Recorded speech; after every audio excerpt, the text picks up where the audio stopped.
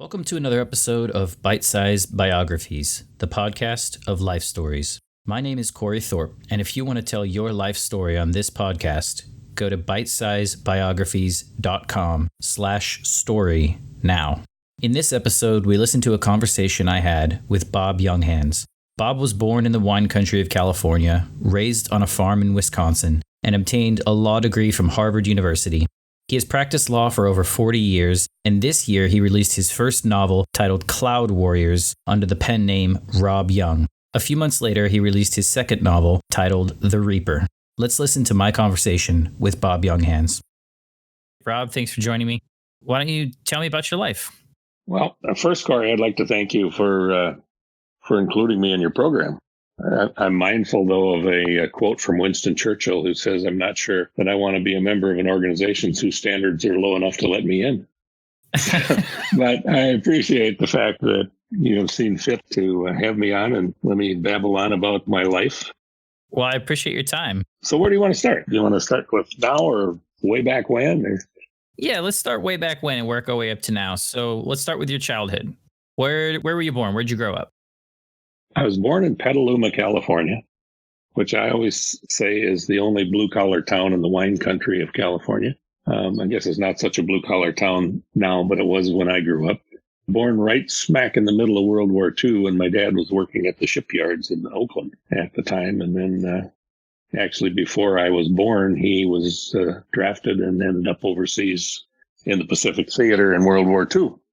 But I didn't last there long, although I think that just being there for the short period of time that I was before my dad got out of the service and everybody came back to the Midwest, the wine must have somehow infused itself into my being because I enjoy wine. I make frequent trips back to the wine country and found a large batch of good friends out there that we like to go see as often as possible, which is never often enough. But anyway, so actually I grew up in the Midwest, most of the time on a farm in Wisconsin. I grew up on this little farm that was next to a state park and a federal wildlife refuge in the Mississippi River, all of which were within a few miles of our farm. And in addition to just the normal things that you learn growing up on a farm, I learned a lot of appreciation for nature and the complicated intersecting parts of the world that man didn't necessarily have anything to do with. One of the things that I give credit for that for was my parents, when I was very young, 5, 6, 7 years old, bought me a series of books called The Golden Guides. And they were all little books about various things, like you get a book on insects, a book on trees, a book on meteorology, almost anything. And I had an insatiable curiosity. And those books taught me a huge amount about the world that I live in and we all live in. And I have been fortunate enough over the years to pass my love for that on to grandchildren and to my children to some extent.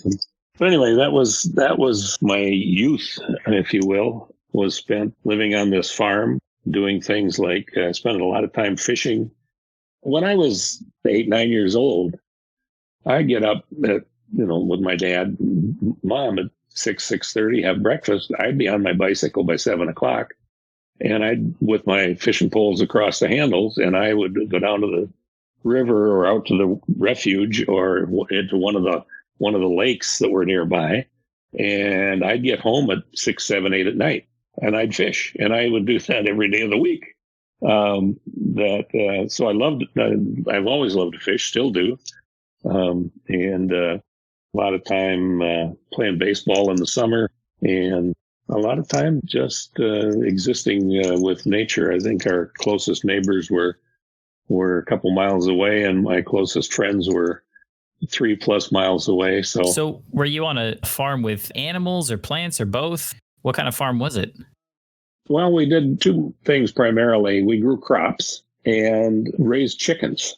My dad and my uncle, my mom, and I got involved when I got a little older, but we raised chickens, and actually we supplied the chickens to many of the local restaurants and nightclubs and places like that. in the area where we lived. So Tuesdays and Fridays were butcher chickens day, and we'd butcher chickens in the morning, wrap them up, pack them, so that in ice and deliver in the afternoon and evening on those 2 days. You must have had a lot of chickens. We did have a lot of chickens. I don't know, thousands of chickens, I guess, hundreds, if not thousands. But yeah, it was that was what we did. And then somebody opened up a sort of a mass production chicken facility and cut prices sufficiently so that my dad was losing customers. So that ended, and he ended up going to work in a stone quarry as the foreman of a stone quarry and shut down the chicken part of the operation, and then maintained just growing crops and the occasional experiment in animals, most of which were short-lived. What kind of crops were you growing? Oh, corn, soybeans, mostly, little wheat. It wasn't a big farm, but 160 acres, which is sort of standard for a family farm back then. Gotcha. It sounds like a lot to me, but I don't know. Well, they divided the world up. The surveyors divided the world up in sections, and a quarter section is 160 acres. A section is 640 acres. And most farms back in the day were 160 acres. And if somebody had two sections or 320 acres, they were a big farmer. And now 320 acres is just sort of like spitting into the wind, because now it's thousands and thousands and thousands of acres is the normal farm. And the family farm is kind of a thing of the past. Yeah, I would say that. I mean, I certainly, I didn't grow up around them, but I certainly haven't seen them. I don't know. This will give you an idea of the era in which I grew up, Corey. Our telephone, the first telephone that we had was one that was, 2.5 feet tall and 18 inches wide and hung on the wall. And our phone number was 2 longs and a short. We were on a party line. And so if you picked up your phone, you could also hear everybody else on the party line picking, or not everybody, but several other people on the party line going click, click, click as they picked up their phones to listen to what you were saying, even though they weren't part of the phone call. I might be going too far back, but did it have the long speaking tube, and then you had sort of an ear thing that you'd lift off the receiver and put up to your head? Yep, you got it. That's exactly right. Okay, I think I've seen those before. See, I'm taking you back into ancient history. I mean, hey, if it works. Yeah. Well, it did back then. Remember the shtick Lily Tomlin used to do about the telephone operator? Remind me. She would be sitting at this switchboard with all these plugs that she'd plug into the wall while she was cracking jokes. Well, that was the telephone, headquarters in the little town that I grew up in. You walk down there, and here was the lady plugging those things into the wall. There you go, connecting all the phone calls. So that was state of the art technology back then. I'm sure. I mean, if your neighbors are miles away, that's much more convenient than going and talking to them. Yeah, that's for sure. That's for sure. So you had a big hand in the farming and the crops and all that stuff when you were younger. You were kind of raised on all those chores. Yeah. It's interesting because we didn't think of it as chores. It wasn't. It was just what you did, And I think from the time that I was maybe 8 or 9, to the extent that I was capable. I mean, I can remember driving a tractor at 10, and you go out and do what you're physically and mentally capable of doing at the time, under obviously the direction of mom and dad. But that's what we did. And then when I got a little older, and could drive and had my license, then and that was about the time that just before that, I think, was when my dad went to work in the stone quarry, and we stopped raising chickens. So other than spring and fall, there wasn't a lot to do, in terms of farm work. So I worked for other farmers, along with a bunch of my buddies. We'd bale hay and detassel corn and do that sort of thing to earn money during the summer. And was that enough to have just a little spending money, or would you kind of take that and contribute it back to the house, or how did that all shake out? No. I was lucky in the sense that was what I earned was mine. We had enough to go to the local root beer stand, and where you could buy a hamburger for $0.25 and fries for $0.10 and a root beer for $0.05. But that's, that's going down back to that same path with the phone on the wall. So when it was a lot of just enjoying and learning about the world and the natural world, natural science world, and growing up like every other little kid in a rural area back in the middle of the 20th century. So that's what I did. That's how I grew up. One other thing that came about during this early period, one of the things I did was read comic books. And you could buy comic book back then for a dime. And they used to have the pages toward the back, or they're in the middle of the comic books, where they'd have advertisements. And I ran across one day that was about 100 postage stamps for a dime, or 1,000 postage stamps for a dime. Send in your dime and you'd get these stamps. And it interested me, so I did, and I got the stamps, and I was hooked. I became a stamp collector at about 8 years old, and collected stamps for a long period of time. I collected stamps seriously until I learned about girls, and then the stamps and a whole lot of other things I was interested in sort of disappeared. But the stamp thing was interesting in the sense that, along with those golden guides about nature, the collecting stamps taught me more about geography and history and the world than anything I ever learned in grade school or high school. The stamps? How did the stamps teach you about the world? Well, the stamps are interesting because stamps are, number one, stamps come from countries. So if you have a curiosity and you can get your parents to buy you a globe, you can start to find out what the world looks like and where places are and all that. And because countries change, and think back to the British Empire when, half of Africa was controlled by Britain. And now all those countries are different names and they're independent and all that. So you get a sense of the flow of history, of man-made history, at least since stamps were started in England in the early 19th century. But you learn about the stamps are printed about what industry there is.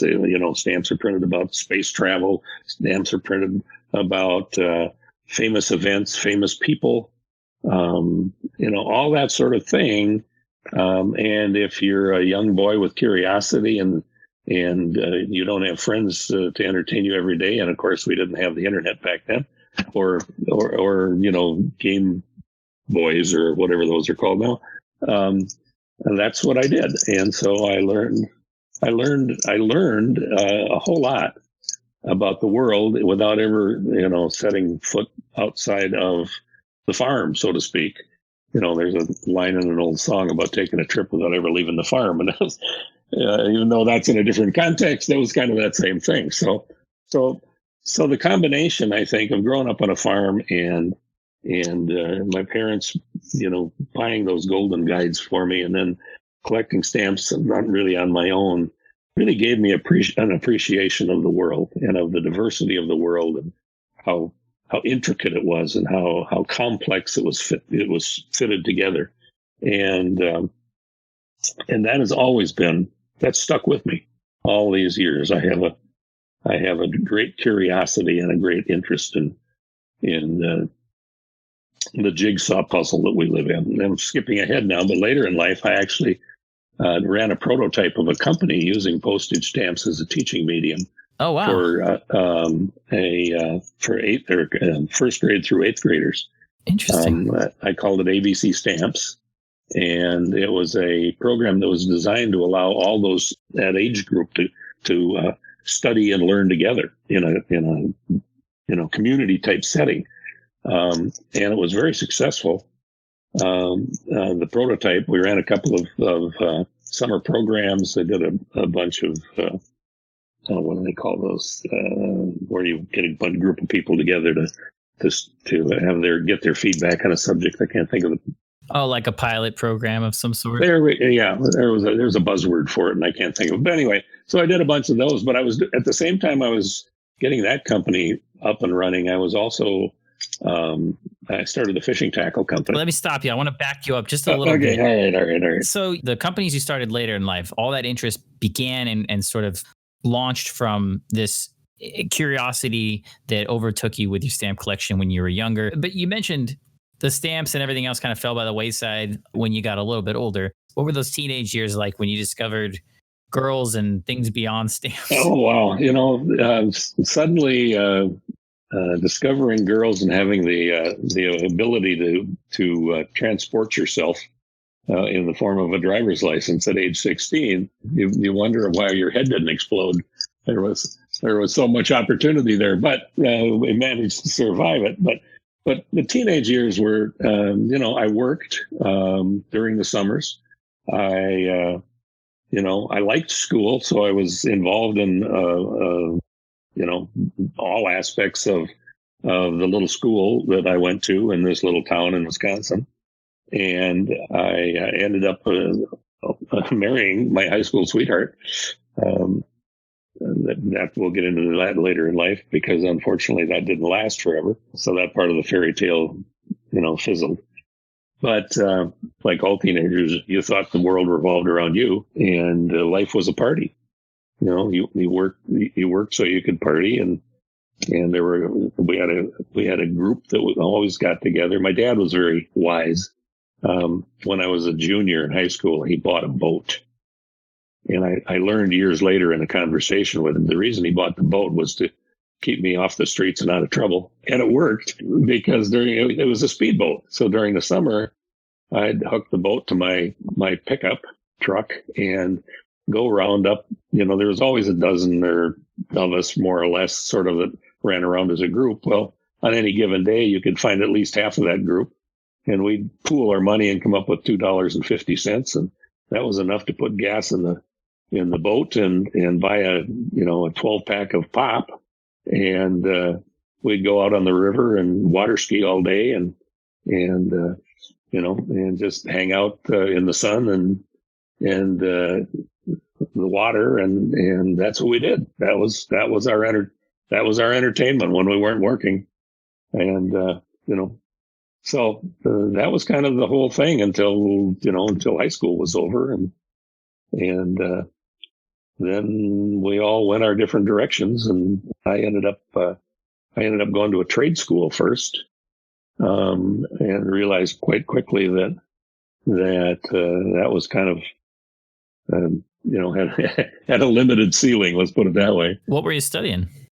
Oh, it was a trade school that taught you how to be a freight clerk in the trucking business. So I took a job there and working nights, and by the time half a year had passed, I decided that this was not going to be good. So I enrolled in college, went to a state college, and then found a job in a newspaper business. Now I'm in my early 20s. Got married to my high school sweetheart, and we had 2 kids. And I was getting a bachelor's degree. It took me 7 years to get a bachelor's degree, because I was raising a family and working at the same time. Now, where were you? Were you still in Wisconsin? I worked in Minnesota. I worked over 7 years. I worked at 3 different newspapers in Minnesota, and everywhere I worked in the newspaper, I also was going to college. I was taking college classes. So. And you had a family. And I had a family. Yeah, I had a young family at that point in time. And then I took. It's funny how little things change your life. I was deeply involved in politics, with every expectation that I was going to go on and get a graduate degree in political science, and go on from there. That was as far as I'd thought. And work in politics? And work in, or be part of, or all that sort of stuff. In 1968, I organized 3 colleges out of Winona, Minnesota, to completely canvass the 3rd congressional district of Wisconsin on behalf of Eugene McCarthy. And McCarthy won the Wisconsin primary. And I got a call out of the blue one day from somebody who identified himself as head of the Democratic Party for the 3rd congressional district. asking me if I wanted to be a delegate to the 1968 Democratic Convention. And I said, absolutely. So he said, you are a member of the party? And I said, no. Yeah.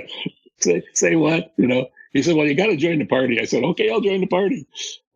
So for 1 year, I was a member of the Democratic Party. Just so you could be a delegate, huh? Just so I could be a delegate. Actually, I ended up being an alternate delegate, but that was all right. It didn't make any difference. I got to go to Chicago. And since I was working at the newspaper in Winona at the same time, I actually went to Chicago to the 68 Democratic Convention, not only as an alternate delegate, but as a newspaper writer too. So I had press credentials, and so I worked that convention. And if you remember right, that was the convention of the Chicago 7 and the riots, and that's when the battle was actually between Hubert Humphrey and Eugene McCarthy for the Democratic nomination. And you were right there. And I was right there writing about it. And I met, people like Shirley MacLaine and Roosevelt Greer and Julian Bond and, Mayor Daley, a bunch of, it was a crazy time of life, but it also kind of puts you right in the middle of what was important, at least in our part of the world at that point in time. I'm not going to lie. I don't really remember. What was the ruckus all about? Vietnam War. Why were they fighting? One of them wanted to end it and one of them didn't, or? It was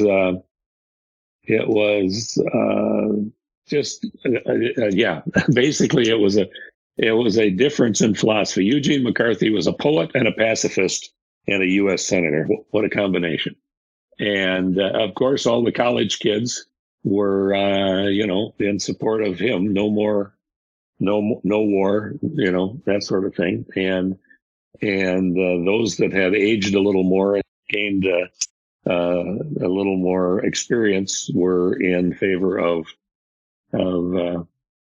Humphrey, and Humphrey eventually prevailed and got the endorsement and then lost, unfortunately.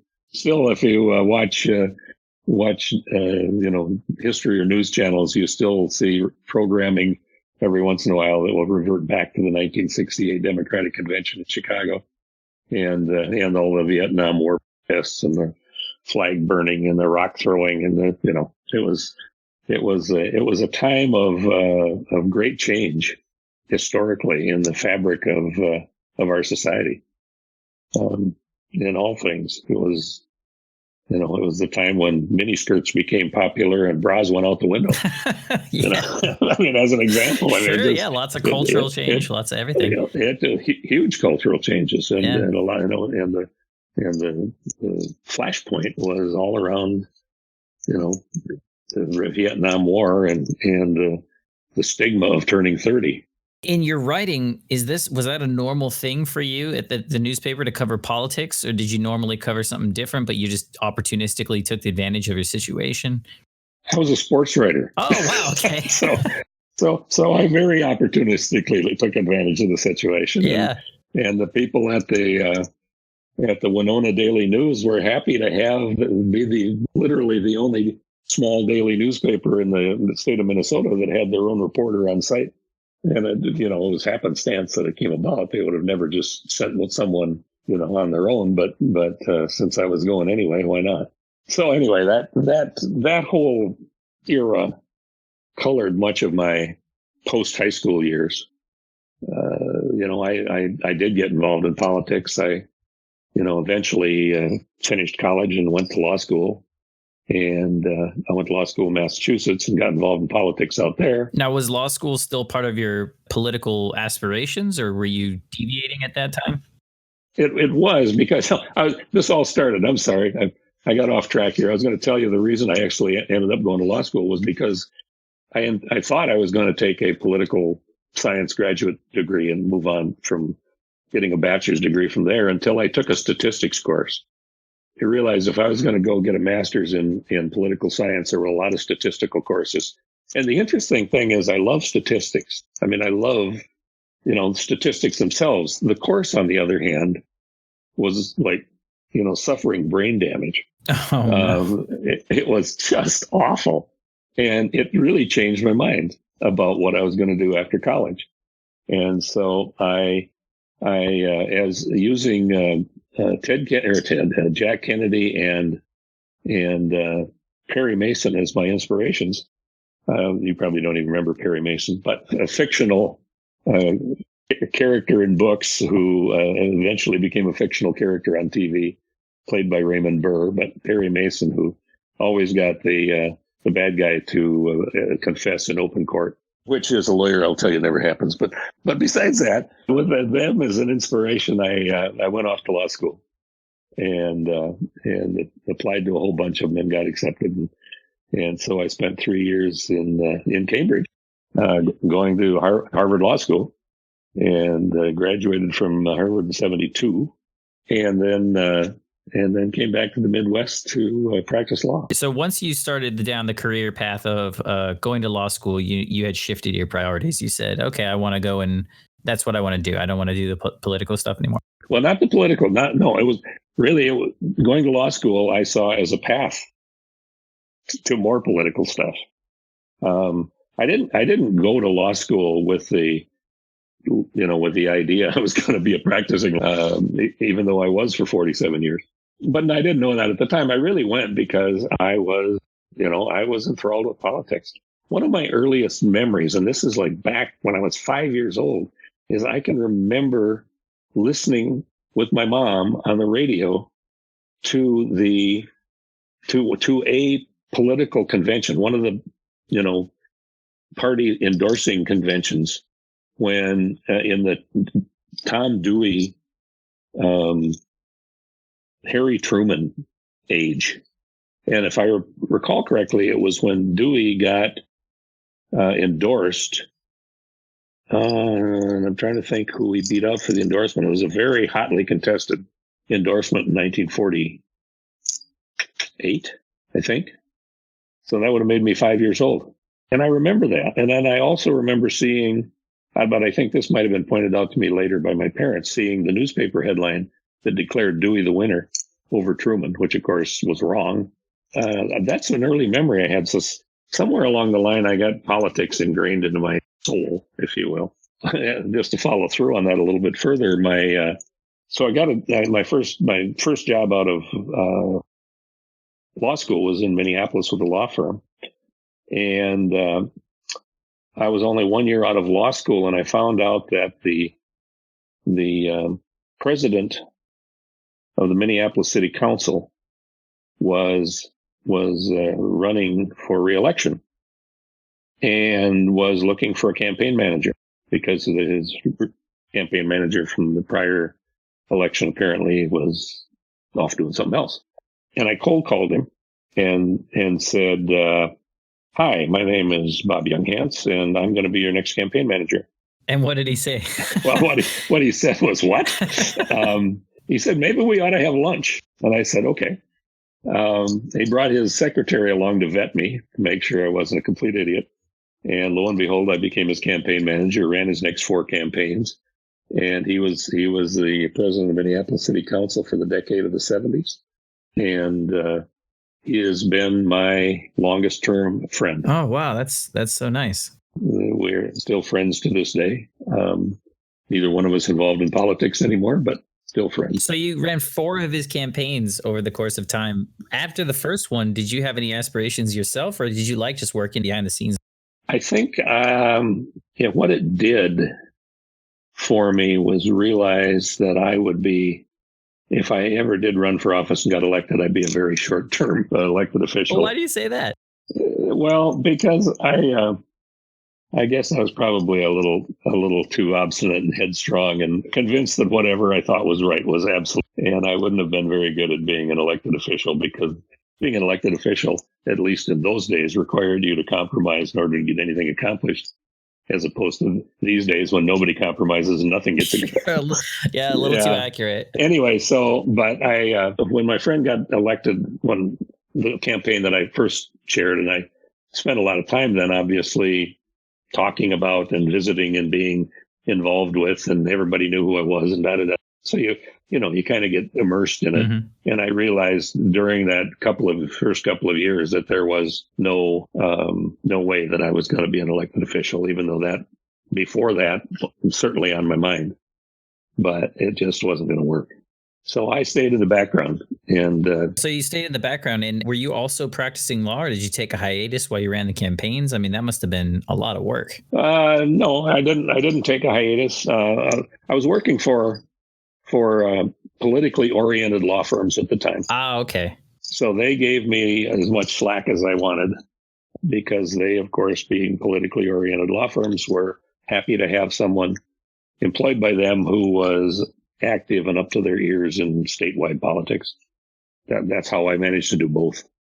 So anyway, that's that was up through the 70s and into the 80s, and then I went off. I left the firm that I was with and went off to find new mountains to conquer.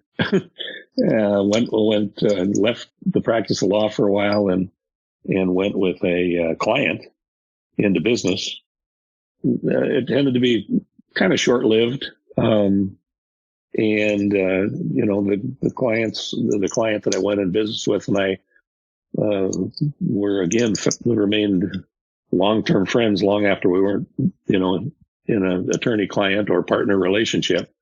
But it just was one of those things where it didn't work with both of us involved in it. And then I did during that period of time leave the practice of law. So I when we split up, I hung out a shingle as a lawyer again back in Minneapolis. And I actually did it just to try to earn some money while I was looking for another business to buy. And the fact is I never found the other business to buy. And I blame it all on one client of mine who had been a client back when I was practicing law before. And he called me up out of the blue shortly after I hung up my shingle. And he said, I've got a proposition for you. And basically he wanted to build an empire. An empire? Well, I mean, I'm maybe exaggerating a bit, but he wanted to, he had bought a business as a journeyman blue collar worker and had turned it into a multi-million-dollar operation. And it was in the precision machining business. And he wanted to, when I say build an empire, he wanted to grow that business and expand it. I mean, not just, I don't want to buy another company to make it bigger. I want the biggest machining operation in all of the Midwest. And he said, and I want you to do it for me. And so what I did was, I became his point man. I would go out and find the companies to buy. I would negotiate the purchase, put the financing together, et cetera, et cetera. And so while I never found the business that I was going to buy and run for myself, I kept finding businesses for him to include. And and I did that for numerous years. There's a magazine called Inc. magazine. I don't know if you're familiar with it, but it's a magazine that is a kind of a trade publication for closely held businesses, not publicly traded ones, but businesses that are owned by individuals. For 5 years in running, he was in the top 10 fastest growing closely held businesses in America. And I was the guy that was riding shotgun on that. I mean, that sounds like a fun ride. It was a great ride. That went from there. Then I ended up getting involved with a couple of clients who just had insatiable appetites for real estate. And I ended up doing the same thing, buying huge chunks, millions and tens of millions and even hundreds of millions of dollars worth of real estate in chunks over the course of the first half of the 1980s. You were putting together all the legal details. Well, it was just not legal details. I was negotiating terms and I was hunting down stuff for them. And the word gets out, and people start finding you pretty quick. I did one deal that I had a client that bought 2 apartment complexes in New York City. This was in the mid 1980s. And I handled all of it with local New York counsel. I was general counsel. I hired them to handle the things relative to New York law and its peculiarities. But Again, this is somewhat historical, but the apartments complexes were Ebbets Field apartments. Ebbets Field is where the Brooklyn Dodgers used to play before they moved to Los Angeles. And they built a 2,200 apartment complex on Ebbets Field. So that had some historical significance.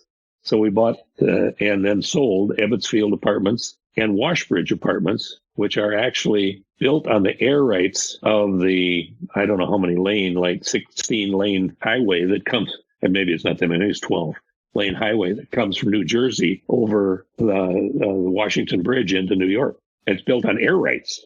It doesn't touch the ground.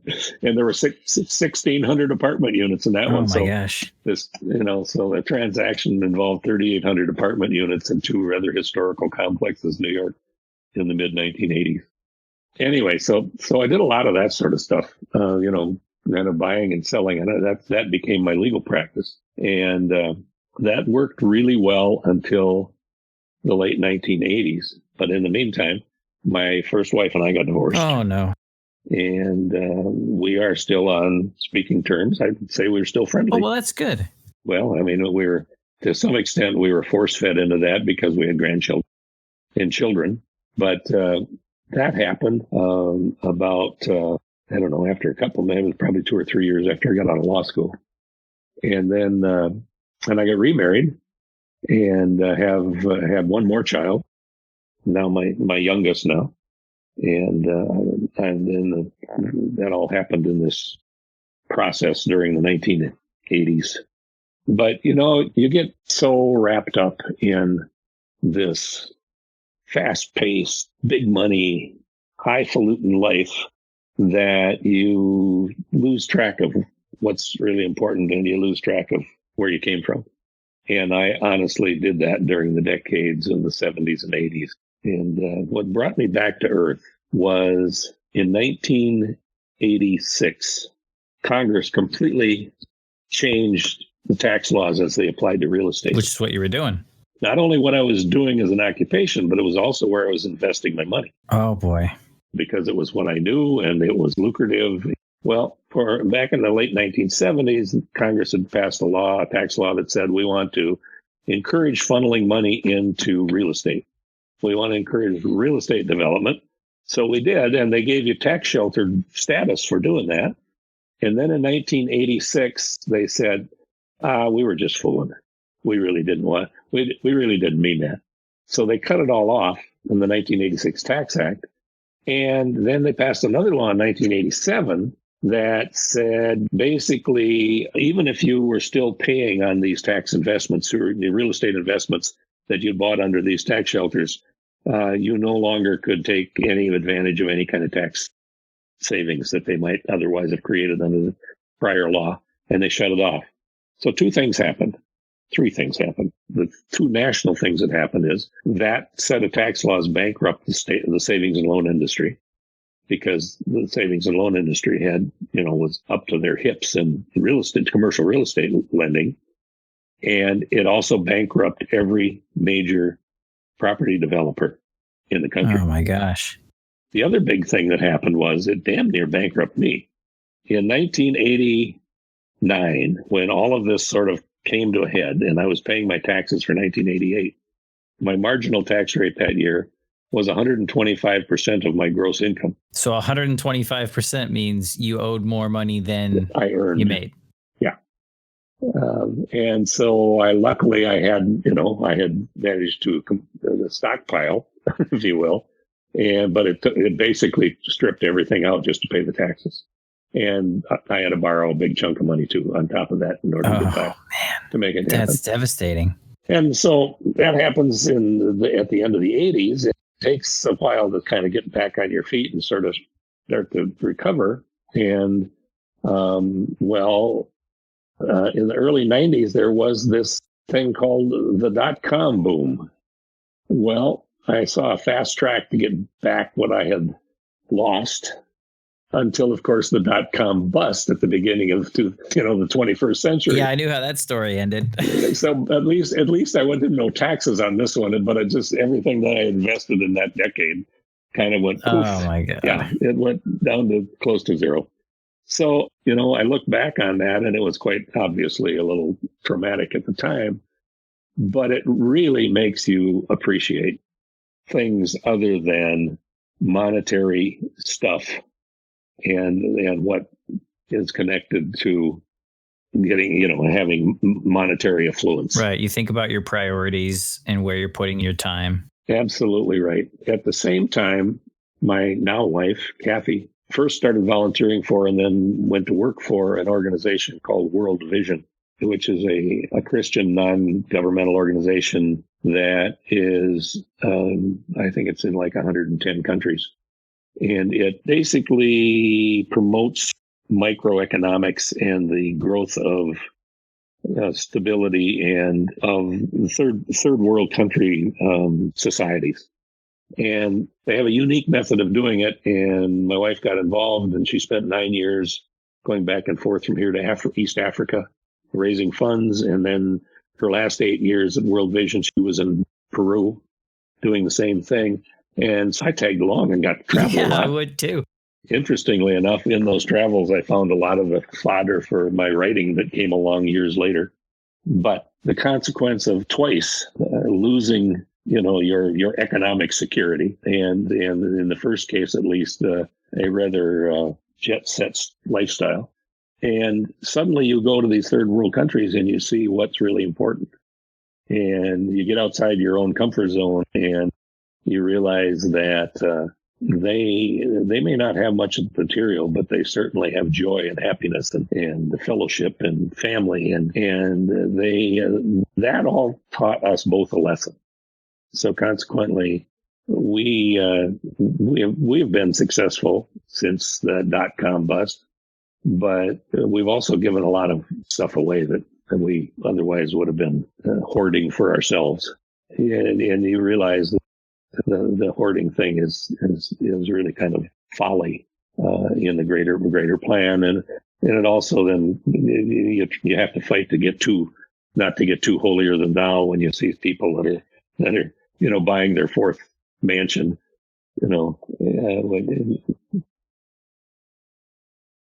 It might be safe to say that what you conceived of as success and as happiness was put into perspective through not only those things that happened to you twice, but also through your trips to these different places where you're able to understand, hey, these people are happy and they don't have jets and millions of dollars or whatever.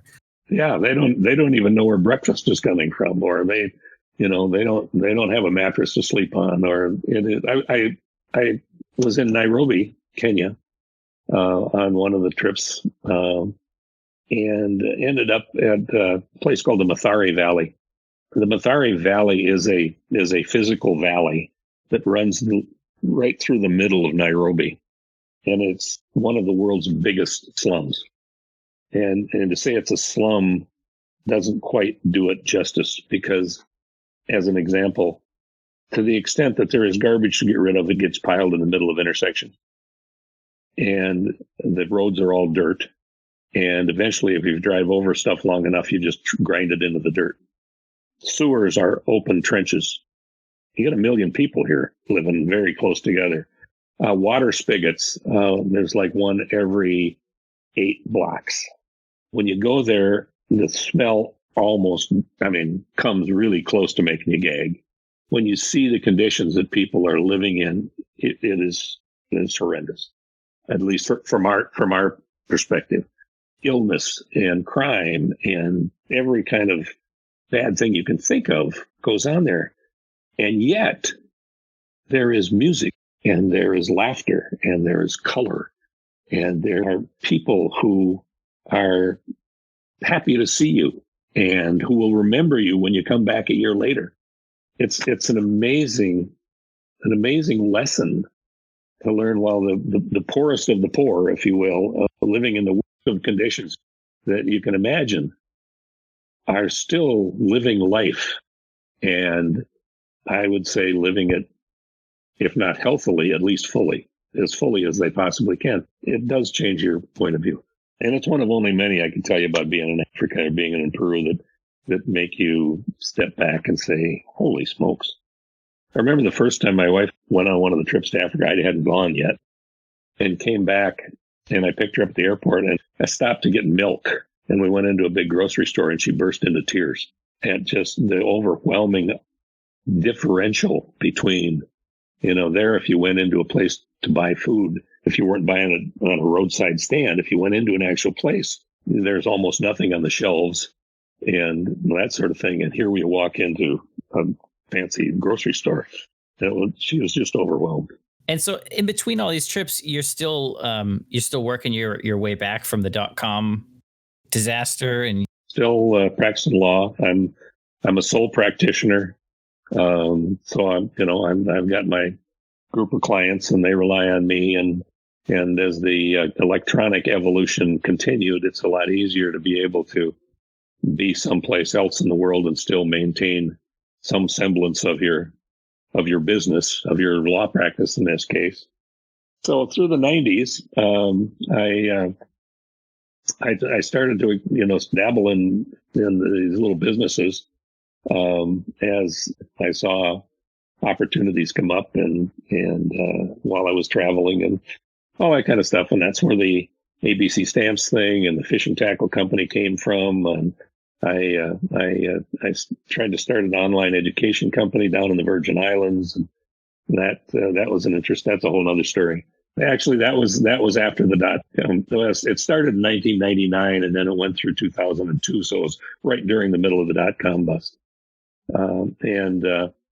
It was also right during, if you remember right, that's the 9/11 happened in that time span. And the result of that was that my would-be clientele for this thing were small business operators.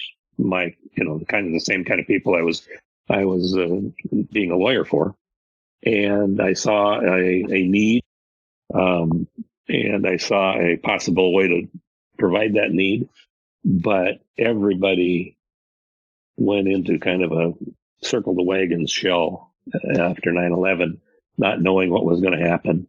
And shortly after 9/11, we had the terrible economic downturn that had everybody running, scared at the time. And so my business that I'd run prototype operations for down there for a year and a half never came to fruition in the Virgin Islands because I couldn't get any customers. I mean, they're not enough to make it viable. I shouldn't say any, but so it was one of those things that didn't work. But, it was another adventure, another different kind of culture, another whole batch of life stories. And I don't regret it a bit. I mean, I would take another run at it if I was still back in my 50s.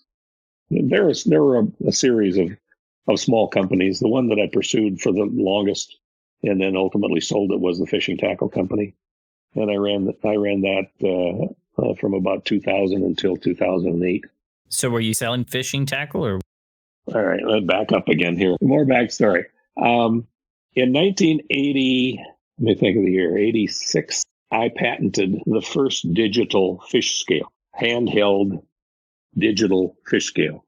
And I was going to private label that for Zebco Corporation, which sold a little spring-mounted fish scale called the Delier, which was in everybody's tackle box. And I took the idea down to them. They're based in Tulsa, Oklahoma. I took the idea down to them. They loved it. We went through the dance for a couple of years, and we were all set to go into production. We had orders from Bass Pro Shops and Walmart and Kmart and many of the big fishing tackle retailers in the country. It was the featured article at the International Fishing Tackle Show in Las Vegas. This digital fish scale. We were ready to go into production, and about 10 days before that we were supposed to pull the trigger. The Tiananmen Square uprising happened. And we were having this built in Beijing, and the whole thing stopped. Anyway, in the process, I met a whole bunch. It took me 8 years to develop this thing, 3 sets of engineers in 8 years before I finally got a product that was good enough to take to somebody like Zebco and say, look at this. But in that process of 8 years, keep in mind I'm a fishing addict, so I was happy fishing and happy doing this. So it was a lot of fun. But I met tons of other fishermen who had ideas or had built a prototype or had built something, a new lure that they had built a bunch of them and given to their friends, and they're very successful. And they had no idea how to do anything farther than that, how to get it, either out of their mind into a product or whatever. And so I started a company that was meant, and I had several ideas also, besides the scale.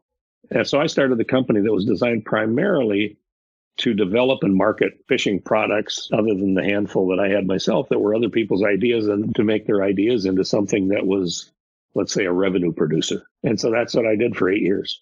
And then for 6 years, I think I had a really good fishing buddy and who was a retired welder, and he became the prototype builder for us. Set up his basement with all the machining tools and all, everything you needed to all kinds of prototypes, plastic and metal. And so he loved to do that. So that was his part of the deal. And I was the marketing, I was the mouthpiece. There were 5 years that he and I did 6, between January 1st and April 1st. Each year we did 6 trade shows around the country. And we spent a lot of time on the road, hauling our booth and all the stuff and our, video equipment and all this kind of stuff that we put on at the trade shows. But we had a great time. I mean, it was fun. And he got tired of building prototypes and had some health problems. And I said, well, I'm not going to do this alone. And so we sold it, liquidated it. I mean, I didn't really sell it as a unit. I took a product line and I'd sell it off I turned a couple back to the people who had invented it and said, here's what we've been doing with it. Here's my advice for how you take it forward. And then some of the others there were other people that where a product line either fit nicely into what they had or they were in competition with it. And we did it that way. So I liquidated it and we got rid of our product lines and stopped that by the end of 2008. And so just about the same time, I started to get interested in writing. So I had an idea for a novel, The Great American Novel, and I started to write it sometime in the same time frame. But it was sort of an apocalyptic political thriller. And I got about 70,000 words into it and realized I had no clue what I was doing. And I realized that what I was writing was, I wouldn't want to read. It was junk. So I took that manuscript, or what there was of it at the time, and I stuffed it in a drawer and locked the drawer, and hoping it would never come to light and no one would ever identify me with it.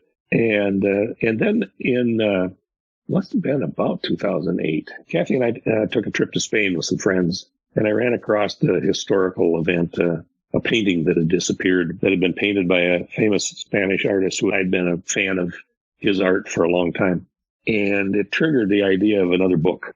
And so I started taking classes on the craft of writing and going to seminars and taking webinars and doing that sort of stuff. And I wrote this book, and the book was called The Reaper, because that was, in English translation, that was the name of the painting that disappeared. And when I got done with it, I gave it to a bunch of people to read. One of the very strange things in my life happened while I was writing the book. I had a very good idea what the storyline was going to be, from start to finish. And I got about halfway through the book, and suddenly it took a left turn on its own.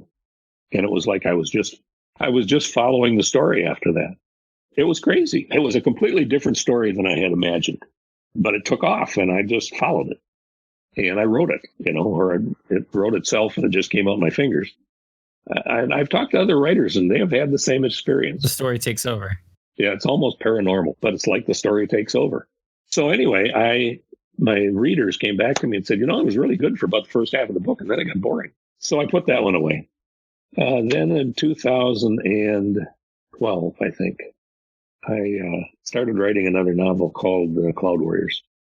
And Cloud Warriors is a battle between a remnant of a tribe from the time of the Incas that survived in the Amazon rainforest for 600 years undiscovered, against a pharmaceutical giant that was trying to exploit a particular substance that this tribe had developed for its own survival over the centuries. And that's the story. And it has a paranormal element to it. because it is told through the mind and the eyes to a great extent, told through a person who is a medium, a person who could talk to a person. One of the other characters, the main character in this, is actually in a state of animated suspension, mind-body separation kind of thing. And she can converse with him, and she also has the ability to converse with the shaman of this tribal remnant in the Peruvian Amazon rainforest, because he's also a medium. And so she kind of carries on a three-cornered conversation with these people, and that's how the story gets told. The name of that's The Cloud Warriors, and that became my first published novel. So you wrote 3 before you got one that you felt comfortable publishing. Yeah. This one, well, it's gotten really good reviews. It's rated 4.8 out of 5 on Amazon. Been very well received. Very, I get a lot of attaboys for this story. It sounds like an interesting story. Yeah, and you can get it, order it from any bookstore or get it at Amazon or whatever. But I mean, that was my first one, and it takes a while in the publishing industry for the gears to grind. And so I submitted the manuscript for Cloud Warriors to the publisher, my publishers in the UK, and it took almost 18 months before the book was actually landed on a bookshelf in a bookstore. So during that 18 months, I pulled out the manuscript for The Reaper and completely rewrote it. And The Reaper, as a rewritten historical murder mystery, was released on June 1st. And became a bestseller on Amazon on June 7th. That's fantastic. Yeah, heady stuff. So The Reaper is my second novel, and that one is out, and you can buy it almost anywhere, and can also look forward to the sequel to The Reaper, which at least the writing title is The Sower. The Sower is really a modern-day political thriller, but it is the continuation of The Reaper. The Reaper starts in 1937, but then rolls forward to 2009 and 2012. And Sower picks up from about 2014 moving forward. Would you say that they're historical fiction? In a sense, they're historical fiction. Usually when you think historical fiction, you think, some event that happened and you tell the story, but you tell a fictional story of that event back in time, or stretched out over a period of time. Well, this is historical fiction in the following sense, and this is what all my books seem to revolve around, and I've kind of seen this as my niche in the writing market.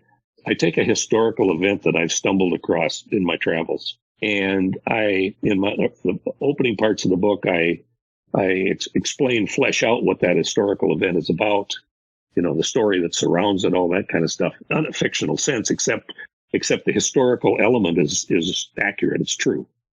And then I will take that and I will ripple it forward and show how it impacts lives today, modern day lives, and how history impacts our lives today. There's an old saying, I wish I could take credit for it, and I don't know where it came from, but I've used it many times. I've heard it other places, but it goes, "We are who we are because we stand on the shoulders of 1,000 yesterdays."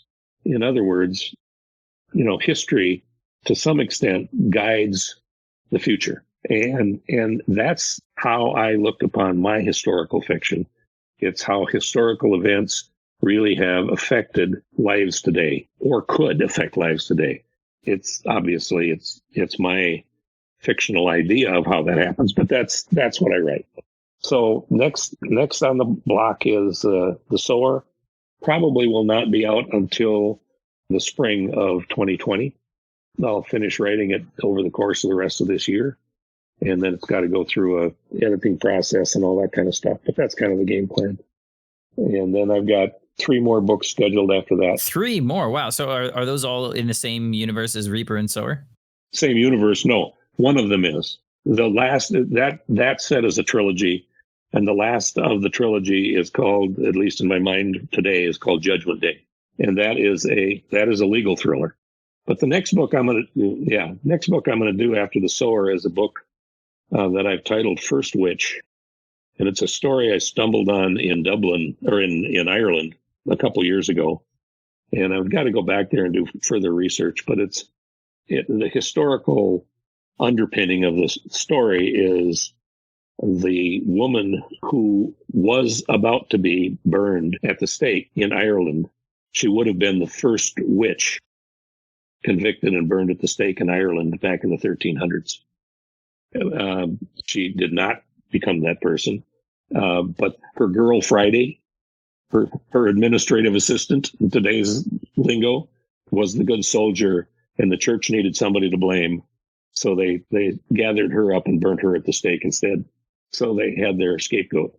Anyway, that's the underlying history of that one. It runs through the Irish gypsies and Charlie Chaplin and a bag of ancient Irish gold coins, and it arches from the 14th century to today.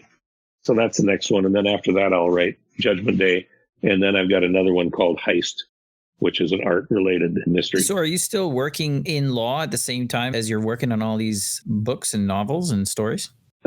Yes, but on a very limited basis. I have one client that I've been representing, for, I don't know, almost 40 years. Now, this is the first time where you're writing against a deadline. You have a target time or date that you want to try and finish your book by. How is that? How is that transition? Difficult. It is, in a sense, I've created my own stress, but it is difficult to do that, to block out the time, because I'm not the kind of writer who can write little, I can't take an hour and write. I've got to have a block of time for it to make any sense for me. And I find that my ideal block is right around 6 hours. If I can get a 6 hour block of time, it allows me to get back into the story. It allows me to follow the process that I do, and allows me to write a significant increment to the story. But at the end of 6 hours, my brain's kind of fried and I'm done. Then if I can, the way I really need to do it, then I start another 6 hours the next day and do the same thing day after day after day until, if I do that, if I did it 7 days a week, I could write a novel in about 3 months. It doesn't happen that way. And so consequently, it probably takes me closer 6 to 8 to actually get the first draft complete. I've written the first 4 chapters of The Sower, and I am about to embark on a serious schedule starting, right around Labor Day. So that's why my target is to have it finished and in the hands of my beta readers by sometime around December. Well, I definitely wish you luck with that process. Thank you. I know that I would be stressed out as all hell, but I mean, it sounds like you got a plan for it, which is a good. You mentioned you have all these different books and things coming up. Is that kind of your plan for the future? Is you want to continue writing and focus your energy on that, or? Yeah, to some extent, certainly that is. I love to tell stories. I'm really a storyteller. That's where it all started. The idea to write actually all started when I gave my now oldest grandchildren, who were in their 20s, a Christmas present called Thursdays with Grandpa, and they were about in 3rd and 4th grade at the time. And for the next year, during the school year, I would pick them up on Thursdays after school and take them to an ice cream place to ruin their dinners and tell stories, and developed a storyline with a fictional character with me as the protagonist, and then incorporated them into characters. And they were pirate stories, and we went from Caribbean pirates back in the 17th century to space pirates, smoothly transitioning them through magic and other paranormal activity. A few years after that, like maybe 3 years after that, we were again at a Christmas gathering and opening gifts, and both my grandkids, who were by then, I think both in high school, said, "Grandpa, did you ever write those down?" And I said, "No." And maybe they weren't in high school. Maybe they're like 12 at the time or something like that. Because that would have been about the right. Because now they're about 24. I've been doing this about 12 years now. So since I started to write the first one. So anyway, I didn't, but that's what kind of planted the seed. That makes sense. But I mean, you were making them all up, it sounds like, by the seat of your pants, right? Oh, absolutely. I still do. There are two kinds of, fiction writers fall into two categories, according to the experts in this area. There are pantsers and there are plotters. Plotters are the ones that outline their story from start to finish. They take their characters, they draw a biography of their characters, and they do all this preliminary work, and then they sit down and write and write their book. The pantsers are the ones that have an idea and just start writing and see what happens. See how the story unfolds as you go. And that's the kind of writer I am. I have an idea for a story. The first which perfect example. I know what the story is about. I know where it starts. I know where it finishes, more or less. I know the major characters, but the detail of the story, the intricacies, what they smell along the way, and who survives, I have no clue. That's one of my passions. I also have a passion I have a great deal of concern about this grand political experiment that you and I have grown up in, called the United States of America. And it is, if you're a student of history, which I am, it is such a unique governmental process that may have within its own structure the seeds of its own destruction. And I am very passionate about what is going on in our political world right now, primarily in this country, but worldwide as well. And very concerned about how fast we seem to be tilted downward toward the end of our very brief, in a historical sense, position as the world's greatest power. And so I have a lot of discussions with a lot of very intelligent people about this issue, and it's a constant topic of conversation about all aspects of it. We're not just talking party politics or who's sitting in the White House right now, but about all aspects of it, and about it is historically accurate beyond any question that all civilizations rise and fall. And probably because all of us are flawed. Mankind everyone has flaws of some kind. And so consequently, anything we concoct is innately will have the flaws that we bring to it. And so I have a lot of passion about that. And I'm sure that eventually that